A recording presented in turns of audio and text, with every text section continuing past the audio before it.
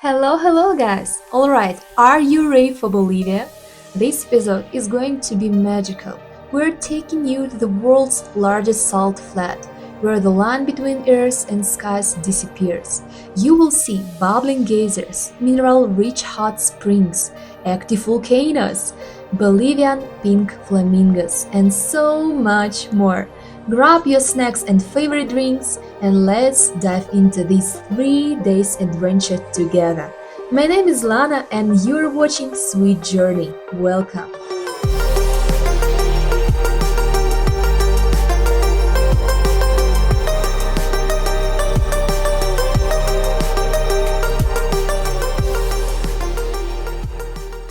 So, I was actually planning to post a video from Peru first, but my external hard drive, a Lucie, suddenly crashed and all my footage is currently inaccessible. I've sent it in for warranty repair in the US, so let's all say a little prayer that the data will be saved. Amen. So, why Bolivia? To be honest, a lot of people told us not to come here, saying the country is undeveloped, the streets are not safe, and poverty is everywhere. But we've always believed in forming our own opinions through personal experience. So we decided to take the leap and head to La Paz. And you know what? We actually got there pretty smoothly by bus, except for a last minute visa issues we discovered right at the Peru-Bolivia border. Yeah, just imagine our faces when we found out. But that's a whole other story. I will save it for the next episode all about La Paz. This video is all about our 3-day trip to Uyuni and how we got there from La Paz. Let's start the trip! Are you ready?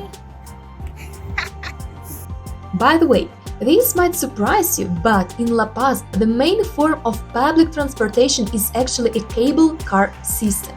And it's honestly a lifesaver in such a big, densely populated city. So, by the way, about the public transport, do you remember I told you about the strike? So, for now, everything is work, and thanks God we can go to the bus station so fast. And don't worry, yeah, there is a most scary moment in this trip, but yeah, so now we just need to change 2 lines and go 30 minutes from the last line, and we will be on the bus station. It took us about 40 minutes to get from our neighborhood Ochimani to downtown, and the views of the city from above were stunning. But for example, if we had taken a taxi, it would have taken even longer because La Paz traffic in the evenings is next level bad. A taxi to the bus terminal from our area would have cost around 45 Bolivianos. That's about $3.5 United States dollars. Our final cable car stop was at the Prada station, and from there we had to walk another 30 minutes to the terminal. You know, I'm not a big fan to go somewhere in the evening, especially in La Paz, because in the center of the city it's like a crazy. It's a mess. Everywhere is so loud and a lot of drunk people. But I understand, it's a Friday, of course. But like I told you, I'm not a big fan. This is what downtown La Paz sounds like on a Friday night.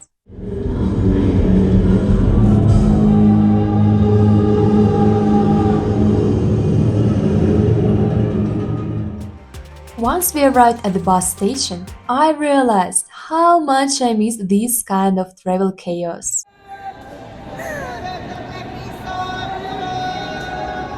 Not bad, right? I absolutely love bus travel. Stations like this always feel like the start of something exciting. We started checking for tickets, but guys, honestly, it was not as easy as we thought to find a good price. Still, we did not give up. The good news is that we found the company. We'll have a departure in the 10 p.m. So we're gonna be in Uyuni at 6 a.m.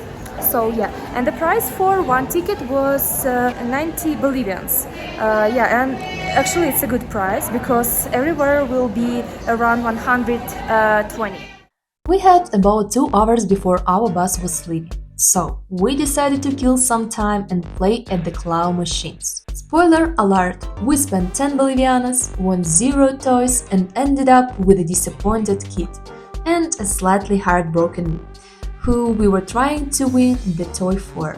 But we didn't stay upset for long, because just 10 minutes later we got a private concert from a drunk artist and beggar, who actually gave Vitalik a respect shout-out after he refused to give him money. Yeah, the politeness of Bolivians is really surprising. And to top it all off, we saved a little bird. Well, save it might be a stretch, because it didn't really ask for help. But still, we gave it some food and water. That was the end of our little adventure at the bus station, and we finally got on our bus to Uyuni.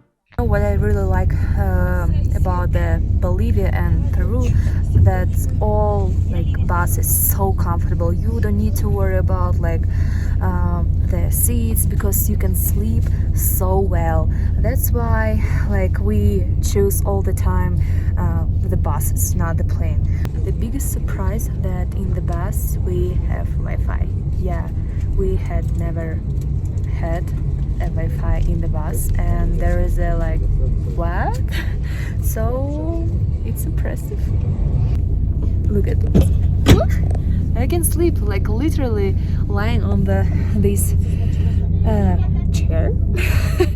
By the way, they even gave all passengers snacks and blankets, which made us super happy, especially considering how cheap the tickets were. We got a good sleep on the bus and woke up feeling refreshed, waiting to arrive. But we were actually 2 hours later. So my advice, guys, don't plan anything too tightly right after arrival. When we got to the bus station, a staff member from the company we booked our 3-day tour with was already there to meet us. So our guide met us on the bus station, and now we are going to the cafe for the breakfast, and I hope they will have a coffee and something hot, because it's so freezing outside. Yeah, because in La Paz it's warmer than here.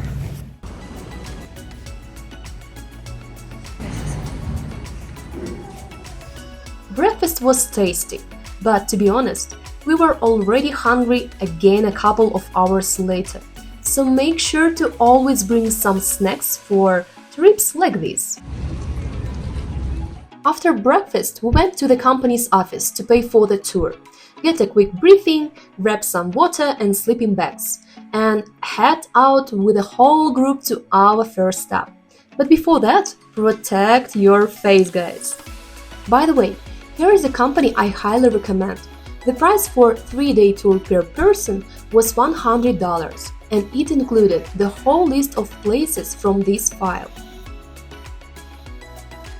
I was super excited that we would be traveling by jeep, and that our group had just 6 people, so the ride was really comfortable for everyone.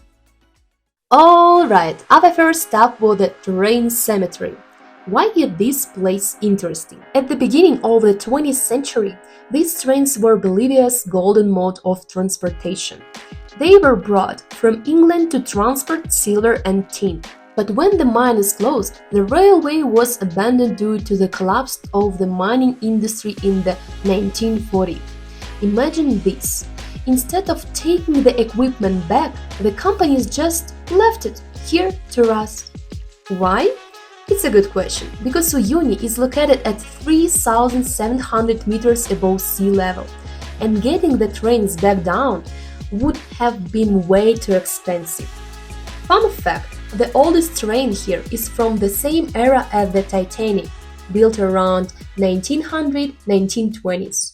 So there's a most touristic place in Uyuni, and just want to tell that a lot of people, you see everywhere the huge traffic to do the photos, especially with this word Uyuni.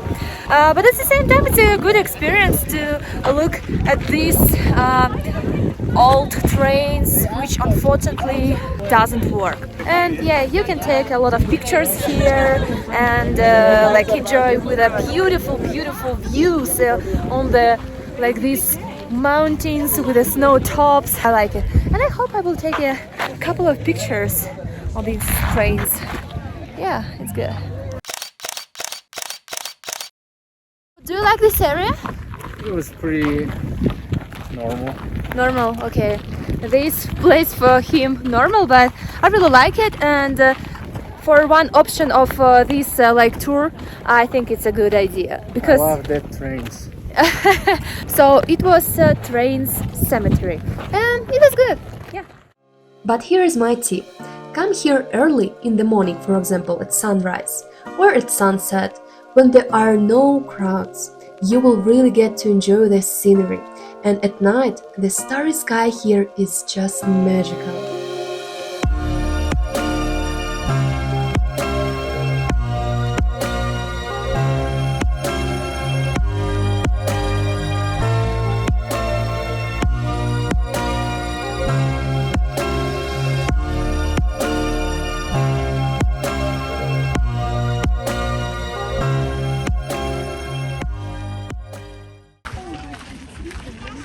After that, we headed to the salt museum, where you can see how they make salt bricks for building, and edible salt too. Our guide explained how the salt is dried using mechanical methods, and I even gave it a try with a shovel. Should they pay me?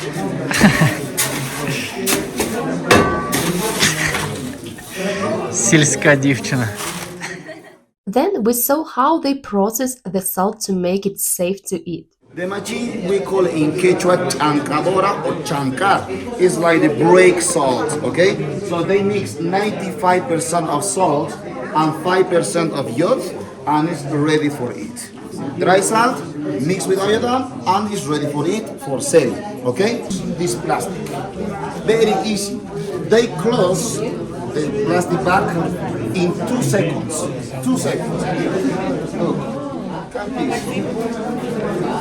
Only 2 seconds and it's ready for sale. 1, 2. That's all for the salt. Okay? Very easy. Here is a cool fact. Bolivia has one of the largest salt reserves in the world, but doesn't export or mine it on a large scale.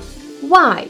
Well, mainly because of economic and geographic challenges. Developing this industry would require huge investments in infrastructure, since the salt flat is located 3,700 meters above sea level. So salt harvesting here is mainly for tourism and local use, not industrial production. Oh, and I'm so sorry, almost forgot. See this plant skeleton? It's called the cholla cactus, and it even has a motto: break, but don't give up. It's one of the toughest plants in the harsh desert environment. If you look closely at its lettuce-like stem, you will notice it's not just for decoration.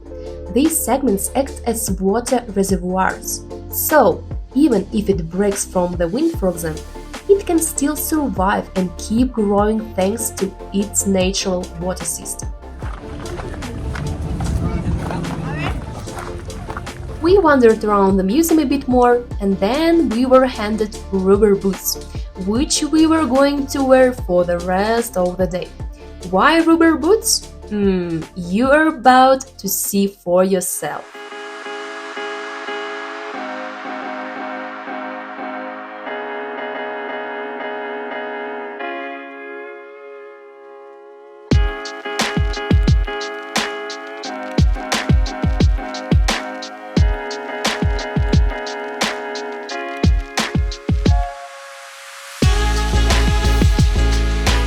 And here we are walking in our rubber boots on the salt lake. So we are here. Salar de Uyuni. Oh my goodness, it's crazy, guys. Can you see these beautiful views? All this salt and reflection. In the evening we will have a different experience with the sunset, and it will be more reflection.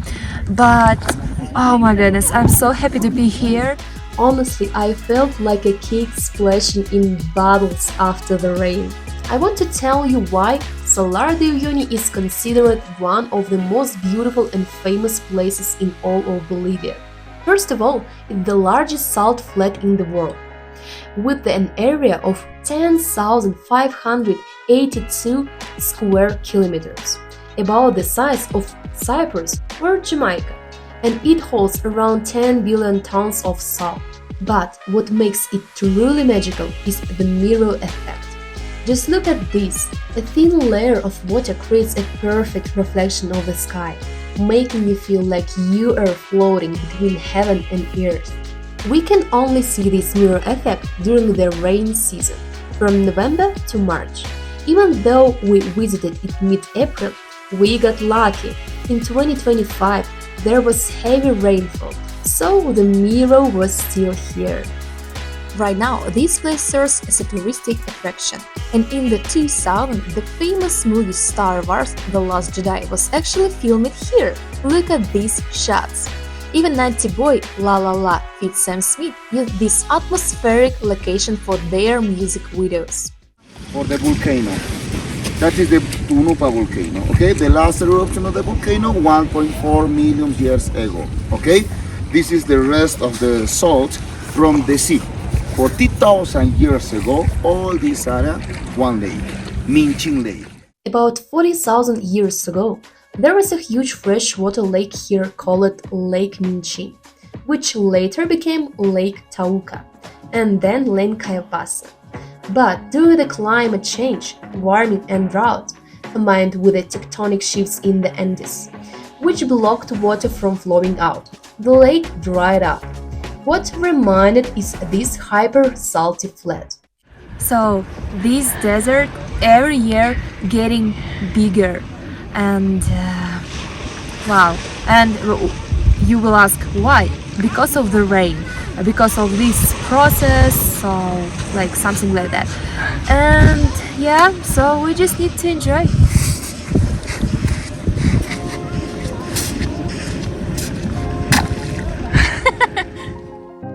After listening to the guide, we went to visit a salt hotel, where you could grab a snack, use the bathroom for 5 Bolivianos, and walk around a building. Everything here was built by salted bricks. And not just the walls, even the beds and nightstands are made of salt bricks. It's a perfect place to really feel the spirit of the salt flats, watch the sunset and enjoy the stars at night. When we stepped outside, I noticed a bunch of flags from different countries. I really wish I had brought a Ukrainian flag to place here. It would have such a special moment. But unfortunately, maybe next time. A few minutes later, our guide told us it was lunchtime. Woohoo! So we slowly walked back to the jeeps where the crew had set up a lovely outdoor meal. I can confidently say we chose the right company for this trip. Just look at the outdoor lunch we had. Everything was freshly made, hot and super tasty. Honestly, I will not lie, this was my favorite meal of the entire 3-day adventure.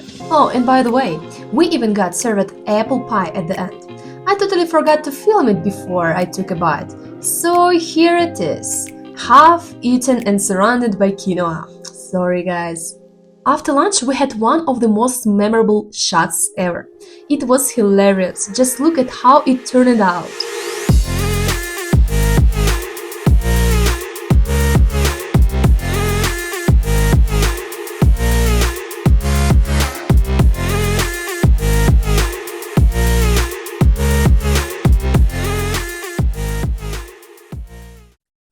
Yeah, this company clearly knows how to make their guests happy. And no, this is not a paid advertising, I'm just sharing my honest opinion from the heart. I also want to make a little emotional pause here and say, it's so important to do what you truly love in life. Because when you work, you are not just doing a job, you are giving your precious time. And there is the most valuable thing we have. Oh my god.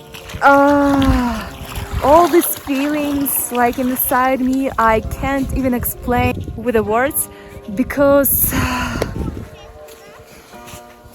I didn't see something like that in my life. Never, never. And I know that like not a lot of chances in my life was to catch this moment, but I'm so grateful to be here, so grateful to feel all these emotions, and amazing. And my husband tried to measure the deep of water. After filming, we went searching for the perfect spot to watch the sunset. And just look, flamingos! We will get a closer look at them on second day, but for now, let's enjoy this magical salt flat sunset. It's the best of the best day in my life. Mwah.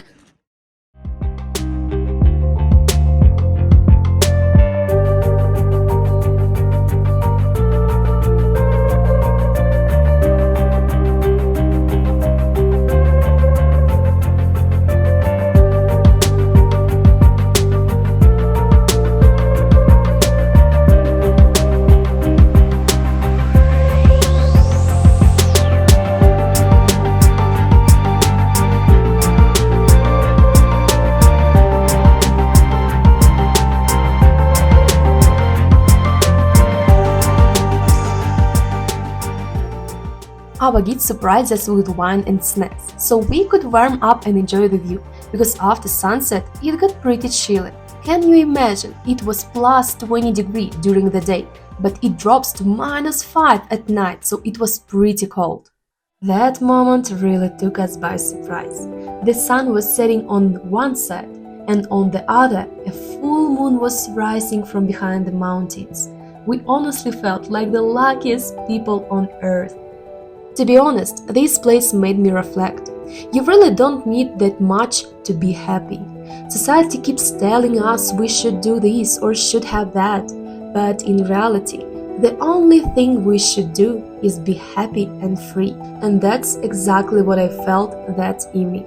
Salar de Uyuni turned out to be one of the most unique places I have ever been to. When it got dark, we headed to our Sol hotel, where we were going to have dinner and spend the night. Here is a look at our room. Yes, there was a shower, but let's be honest, calling it a shower is a bit generous. But hey, at least there was one. But look at this! There is a salt everywhere, and this material looks so strange. Oh boy, a funny thing happened later. I actually got stuck in the bathroom when the door handle came off in my hand. Luckily, my husband was nearby to save me. Oh yeah, and this is one of our German friends. He is traveling across South America with his family in a camper van. Sounds like a dream, right guys? You will sleep here, right? I will sleep there. So now we are going for the dinner. It's the wrong way. For the dinner. Actually, I was so surprised because I thought that we already had it on the Salt Lake, but no. So smells so good. Like to eat. Dinner was actually really filling. First, they served us soup.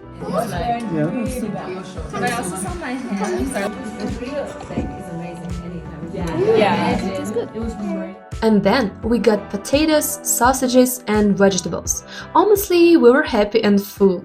So we stay in this hotel, and I really like this place because we have a private room, we have a private bathroom, and especially these bricks with the salt. And wow, it's amazing. And you know, this place, like I went outside and I hear nothing, like literally nothing. It's just one car, but it's so quiet. You know, when you live mostly in the town, you all the time hear some sound of the road, some sirens or something like that. But here it's nothing. Nothing. Oh, wow. It's so good for my mental health. So I gonna sleep because tomorrow we will have one more day in this trip. So let's see.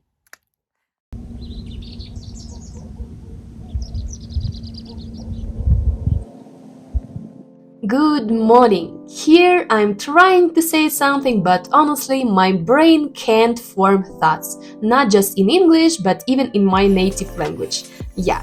Oh, and here's the name of the hotel we stayed at, just in case it comes in handy later. It's nice. We slept really well and we are ready for the new trip. Oh, did you see this moon? Wow. Let's go inside because it's so cold. Filming my husband beating me at table football in 10 seconds. Complete. Filming breakfast.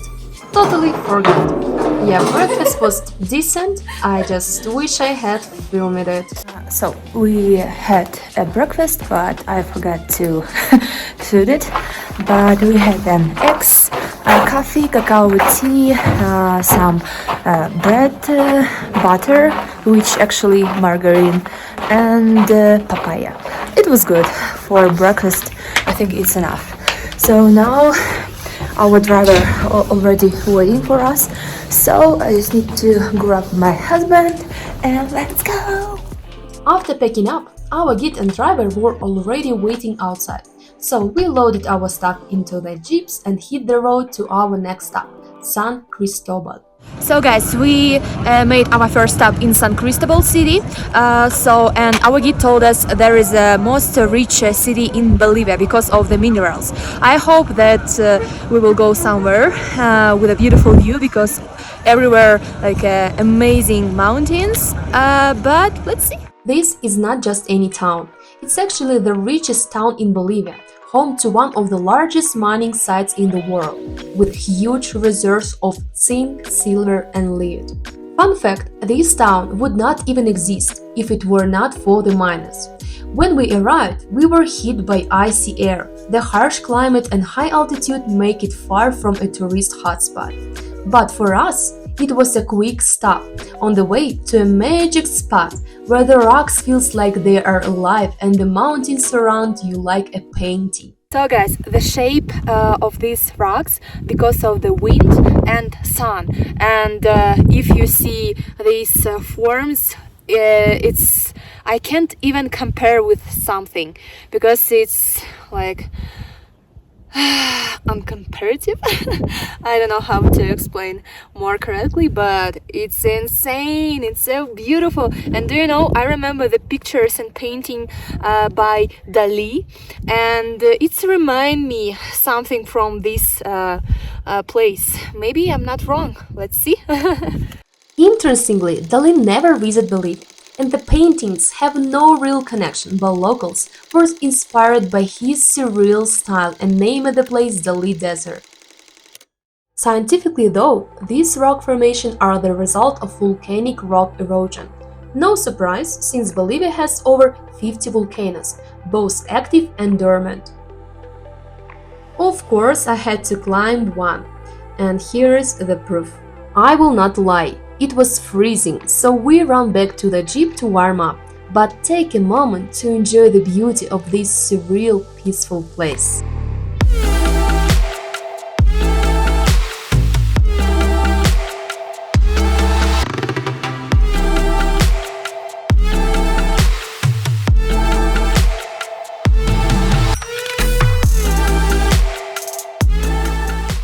Back in the jeep, we headed to lunch and the location was so atmospheric. But first... So we made our second stop for the dinner. Yeah, I'm so excited and everything looks so delicious. Yeah, I'm so hungry. Yeah. Just look at this food. Everything was freshly made, hot and super tasty. Honestly, major props to the tour company. We were well fed every single day. While everyone finished their meals, we went out to explore the surroundings a bit.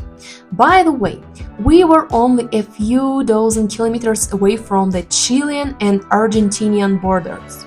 That's why some people book this tour as one-way trip, ending in either Chile or Argentina. And honestly, I think that's a really cool option.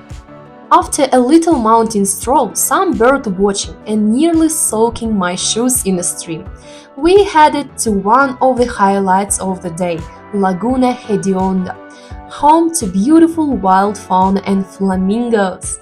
For me, nothing compares to see wild animals in their natural habitat. It's always so special. Here our guide explains how Bolivian flamingos differ from all others in the world. The Chile, the flamingos from Chile, we call Chilean flamingos, very easy, but it's more pink, the body, and the legs is the color orange, chance. And from Bolivia, Andean flamingos, yeah, is the more big one, yeah, and the flamingo from Bolivia, this area is very pink, the tail is mixed between pink and black, but the legs is the color yellow. Okay, that is the difference between flamingos.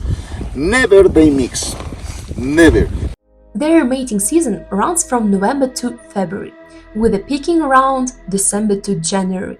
During that time, you can see up to 30,000 flamingos in one place. Unfortunately, we came in April, so we missed the peak. But even so, seeing these amazing birds was absolutely magical. The best time to observe them is at sunrise, when they are most active, and the best spot to see their famous mating dances are Laguna Colorado, Laguna Verde and Laguna Blanca, Laguna Canapa, Laguna Hedionda, where we are now. About 20 minutes later, we drove to yet another laguna and saw even more flamingos. It was mesmerizing to watch them walk so gracefully and fly like poetry in motion. Here I'm trying to explain something, but the MiG didn't survive the crazy winds, so here is the story. Did you know, if a flamingo doesn't find a mate during the season, it might not survive the winter? Sometimes, in smaller populations, they even form same-sex pairs. Nature finds its way. This totally blew my mind.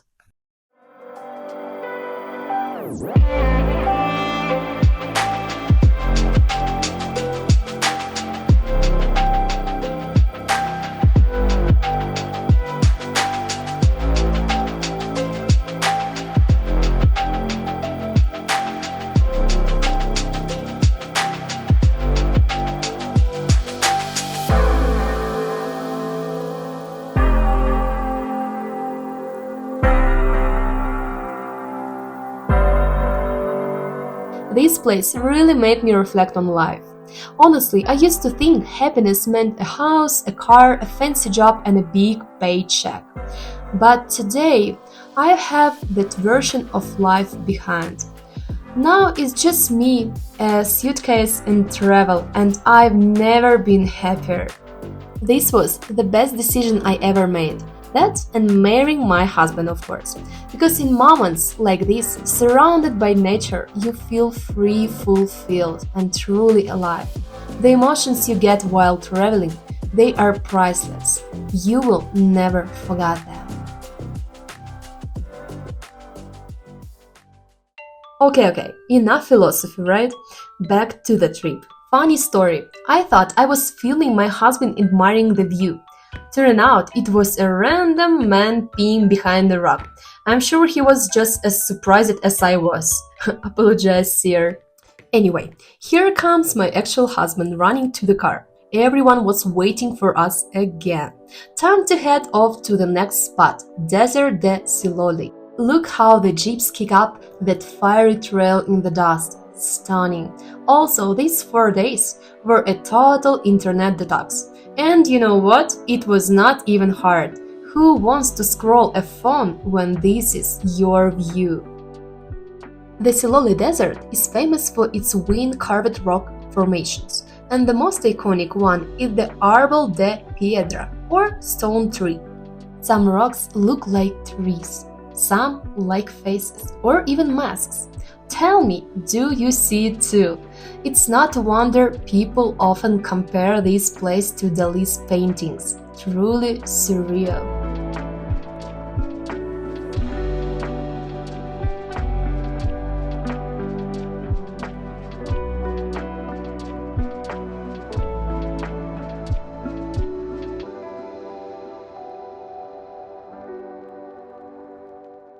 We still had 2 more spots left on the day's road.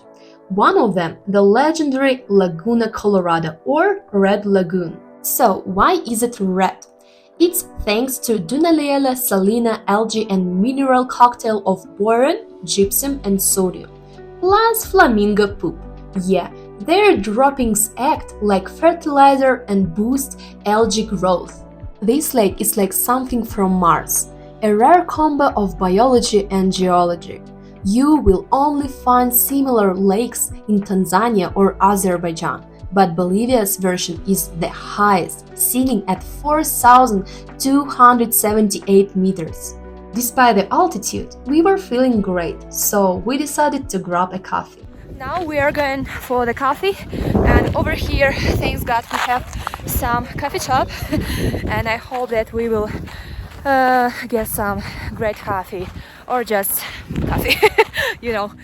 This little makeshift cafe had an incredible view and surprisingly amazing coffee. Only 15 Bolivianas. While driving to our final stop of the day, we played a game of chess in the backseat. Do I need to say who won? Hint, not me. Yeah. Next stop, Solo de Mañana Geysers. And whoa, my first time seeing real geysers. It felt like we were on Mars, totally out of this world. Here is why this place is special. It's one of the highest geyser fields on Earth. Because of the low pressure, at 4,900 meters, water boils here at just 85 degrees Celsius, not 100. But some of the sulfur fumaroles reach 200 degrees or even more, releasing that iconic rotten egg smell. It's also super dangerous. In 2017, a tourist tragically fell into a hidden thermal pit, so watch your step. Yeah, it's so cold. My hands like wow. I just tried to hold so strong my phone because it's so cold here. At sunset, the place turned absolutely magical, but the temp dropped from +10 to -10 in minutes. My hands were frozen, and I was definitely not ready for that. My hands are so shaky. I can't literally do nothing. Ooh. And in case you are wondering why is it so cold near boiling geysers, it's simple. At 4,900 meters, the air is thin and can't hold heat. The steam warms only a tiny area, and the dry air and wind steal it away fast. Even in summer, you need a puffer jacket here.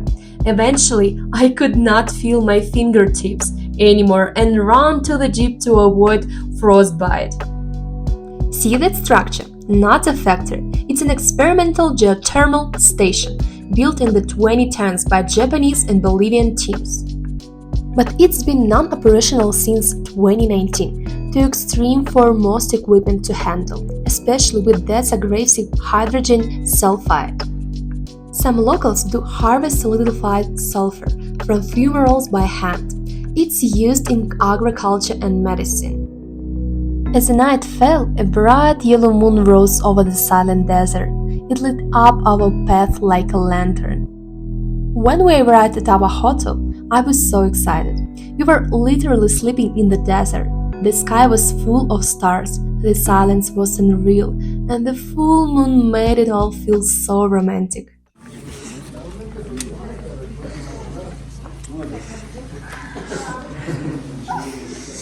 Our room was a shared dorm, and we were staying with the 3 other travelers. But we knew that ahead of time, so no complaints. Honestly, all I could think about was dinner. Dinner was hot, delicious, and exactly what we needed after the long, freezing day. One thing I can say for sure, we were always well fed. This was also our first trip with a group of strangers, and it was such a cool experience. So many new friendships and great conversations. Then we heard there's a natural hot spring pool nearby. At first we hesitated, it was below freezing outside honestly. But hey, you only live once, so guys, you know what we did. We rented towels 10 bolivianos and got 2 tickets, 20 bolivianos total. And oh my god, it was the best decision ever. The water was the perfect 29-30 degree and at times even felt too hot. We stayed there for 3 whole hours, stargazing, moon watching, and chatting with travelers from Canada and France. No video could capture what we felt, but I will remember it forever, the end of an absolutely perfect day.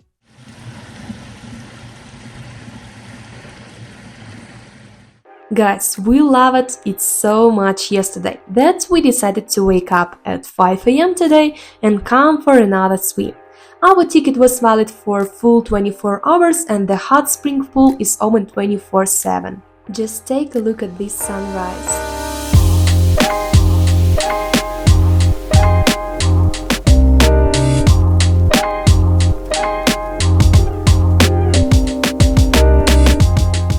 You can even see flamingos flying in the distance. An unforgettable experience. Honestly, I would totally come back here again. Aguas Termales de Polques is a natural hot spring located in the southwest of Bolivia, in the Potosi department, at an altitude of around 4,394 meters above sea level. You're my sea lion. By the way, this is how I warmed up my coffee. I just put to the water and it's like all the time warm, but you need to hold your cup because of the this huge stream. Huge stream. It was below freezing in the morning, and just look at my husband's hair, it completely froze. It's funny because locals recommend staying in the pool no more than 20 minutes due to the high altitude, pressure and risk of dehydration. Meanwhile, we soaked it for nearly 3 hours. Thank goodness we are okay. After our magical morning swim, more tourists started arriving. Aguas Termales de Polques is a popular spot on the Salar de Uyuni tour route. So, how do you like it? It's one of the most incredible experiences of my life. Yeah, agree. It was a great decision to wake up in the 5 am and go to the thermal water and enjoy it until the sunrise. It's so cold. I think it's definitely like a minus. But it's amazing, yeah. So now we are going for the breakfast. So we dried off and went to grab the breakfast that was already waiting for us. I especially love the pancakes, so fluffy and tasty. Although I usually prefer a more protein-rich breakfast. Yeah, when we first got here, it was pitch dark, we could not see a thing. But as soon as the sun rose and lit up the area, I was amazed by the towering mountains, seagulls and flamingos flying around, and the mist rising off the lake. It gave the whole place such a magical vibe. After gathering our things and strolling through the hotel grounds in the daylight, we packed up and headed to the first stop of our final day.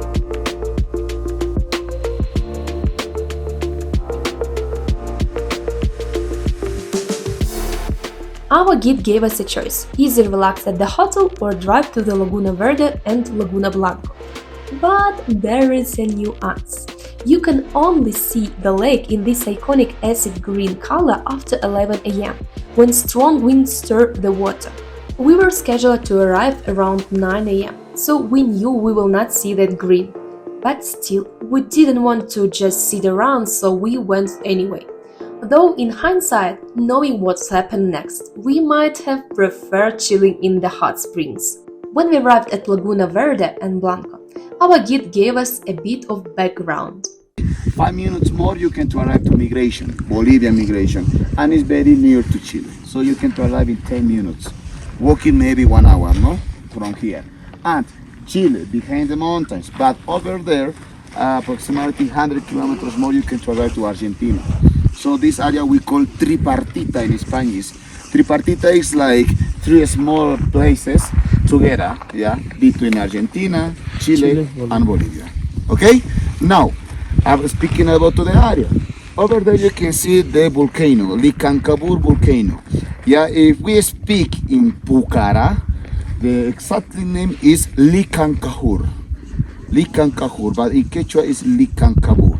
Yeah, the Licancabur, the meaning is like the green volcano or green lava. Okay, that is why green, because there is arsenic uncovered in the volcano. That is the big reason why the lake in front is green. Green lake, because the wind moved the mineral arsenic uncovered and paint of the color green. Only for the windy. No windy, no green. Now like you feel it's soft windy, no? By the reason it's a little bit green. And together here we have the white lake. The white lake is white because inside to the lake you can find borax. And you saw the borax is the color white. Also when the wind moves the lake, paint the color white. So here we can see white and green lake, the Licancajur volcano, and also here the small brother of the volcano, Yuriques. This is the Yuriques volcano, Licancajur volcano, and the cousin of the volcanoes in front. That is the Sayrecabur volcano. So three in total, no? Behind you, if you see over there, there is three volcanoes together. 1, 2, 3. That's we call tres cumbres, three volcanoes in one mountain. Okay, that is about to this area. And also if you see on the floor, the rocks is volcanic stone from 1.4 million years ago. Okay. See that massive volcano? Its crater holds one of the world's highest altitude lakes. Archaeological remains have been found there, probably used by the Incas for religious rituals. Though it's considered potentially active, no recent eruptions have been recorded. Right next to it is the Yurique volcano, known for its impressive 1.5 kilometers wide crater. It's a favorite among climbers. Even though we did not get to see the lake in its signature green, I will still show you what it should have looked like. Let's seek expectation versus reality. It's so cold. I can't even count how many times I already told it, but yeah, it's so cold. It's so cold. Still, I love this place. Just standing in the desert, surrounded by so many volcanoes, it was surreal. We hopped back in the car and headed toward the Dali desert, but something went wrong with the first vehicle, and our whole group had to stop and help out. We ended up stuck in the desert for a couple of hours. During that time, we napped, walked around, admired the volcano views, and even made new friends, a group of Australians. One of them did not seem to mind the freezing temps at all. He was in flip-flops while I was shivering in my hoodie and sneakers. For 2 hours everyone tried helping out. People from totally different tour companies stopped to lend a hand. Unfortunately, the driver stayed behind with a vehicle to wait for assistance, and the rest of us were squeezed into the other jeeps and taken back to the hotel.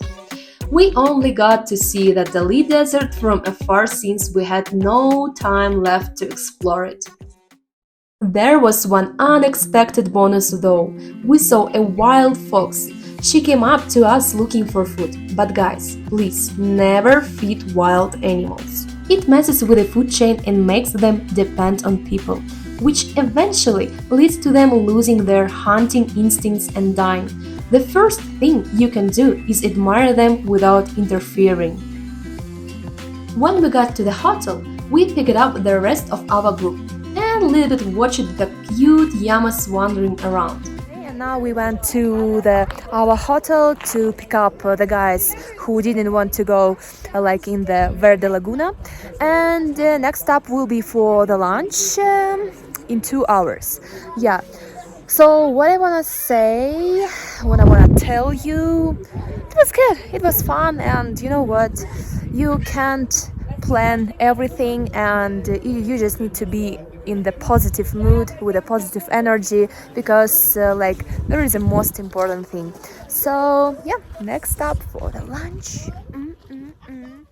And then set off on a 6-hour journey to the city of Uyuni. I totally forgot about lunch, and when I finally got to eat, I was so happy. Anyone else obsessed with food like me? Let me know in the comments, guys. We stopped in the middle of the desert, where a whole herd of llamas was gazing. But when I saw the remains of llamas, my heart almost broke. How can people eat these adorable animals? Yeah, I know, they are raised for food, just like cows or chicken, but it still hurts so much to see that. You know, for me it's a little bit confusing when you're in the desert, but it's so cold. But here it's so cold because of the altitude, and we almost in 4,000 meters like level under sea, so that's why. But like a lot of sun, but it will be not so hot. Yeah, so if you're gonna go to like this type of attraction, you just need to be sure that you took enough warm clothes. After a short walk post-lunch, we continued our descent from the mountains toward Uyuni. We were so relieved to finally hit proper roads again, even though the cliffs along the way gave our trip an extra adrenaline boost. And get this, in the middle of the desert, we stumbled upon a small town with a brand new super modern soccer field. One thing's for sure, South Americans really love football. Also, do you see this valley of bright orange rocks? That's volcanic rock, basically solidified lava. It looked absolutely unreal. I didn't manage to capture it properly since we were driving over huge boulders on a rough off-road trail. And this is how we spent the rest of the day, on the road. We arrived in Uyuni around 7 p.m. and immediately ran off to buy our return tickets to La Paz. I just want to say, choosing this 3-day adventure was one of the best decisions ever. Huge thanks to the company and our guide who made this trip unforgettable. You will find all their contact info in the description below this video. Once again, I'm convinced that travel is the best way to discover yourself, to figure out what truly makes you happy and sparks real emotions. So guys, go travel, love, enjoy, and don't forget to cherish the moment you are living right now. This was Sweet Journey. Like this video if you enjoyed, subscribe to the channel, share it with friends, and hit the bell so you don't miss my next adventures. Love you all and sending you a big warm hug. Bye!